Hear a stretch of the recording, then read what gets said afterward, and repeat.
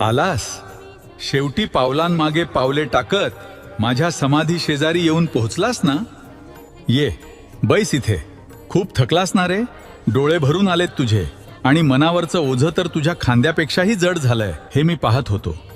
या जगाशी, या जगातील माणसांशी आणि परिस्थितीशी दोन हात करून खूप दमलास ना. तुला वाटलं की तू एकटा आहेस.